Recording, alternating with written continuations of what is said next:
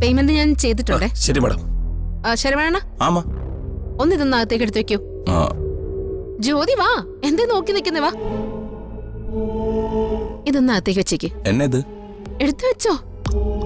ജ്യോതി ഒന്ന് സഹായിക്കും, നിങ്ങളൊന്ന് ഹെൽപ്പ് ചെയ്യൂ.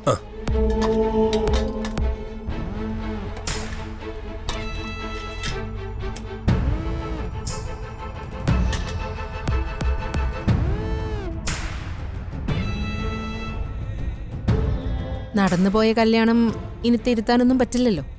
അതുകൊണ്ട് ഏതായാലും ഇന്നത്തെ ഭക്ഷണം എന്റെ വകയാവട്ടെ എന്ന് കരുതി.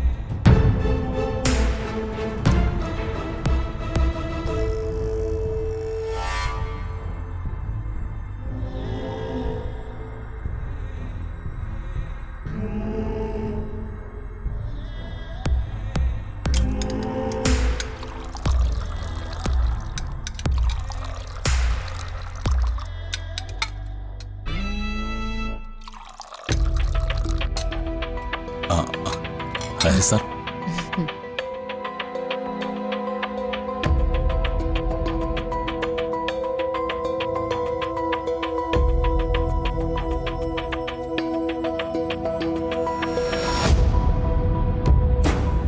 ഇതെന്താ സദ്യയോട്ട് നിങ്ങൾ ആദ്യമായിട്ട് കാണുകയാണോ?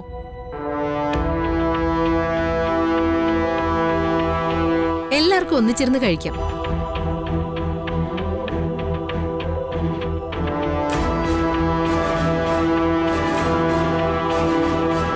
ഹരിയേട്ടൻ പേടിക്കൊന്നും വേണ്ട, ഇതില് വേഷമൊന്നും ചേർത്തിട്ടില്ല.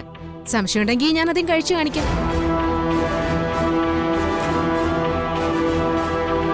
ഒരുപാട് പൊരുതിയിട്ട് തോൽക്കുന്നതിലും നല്ലത് ആദ്യമേ തോൽവി അംഗീകരിക്കുന്നതല്ലേ.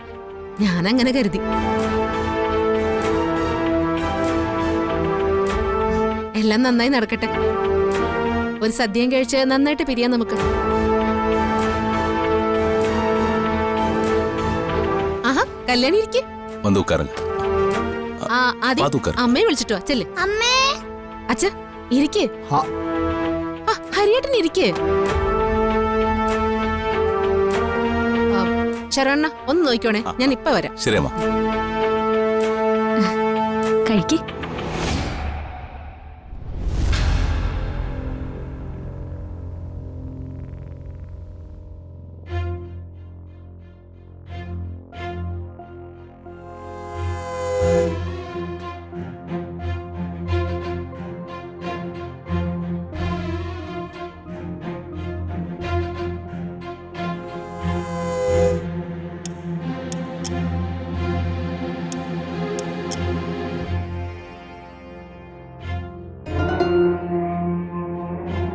ഇതെന്താ നിത്യേ, എല്ലാരും ഭക്ഷണം കഴിക്കാനിരിക്കുമ്പോ താൻ മാത്രം ഇങ്ങനെ മാറി നിൽക്കുന്നേ? ഞാൻ കുറച്ചു മുന്നേ പറഞ്ഞ കാര്യങ്ങൾ ഓർത്തിട്ടാണോ? ഒരു സംഭവം ഉണ്ടാകുമ്പോ പെട്ടെന്ന് പ്രതികരിക്കുന്നത് നല്ല ഭാഷയിലാവണമെന്നില്ലല്ലോ. അതൊക്കെ വിട്ടുകളാ. താനിങ്ങി വാ. വേണ്ട വീണ, എനിക്ക് വേണ്ടാഞ്ഞിട്ടാ. ശരി, താൻ അവിടെ വരെ ഒന്ന് വന്നിരിക്കേ.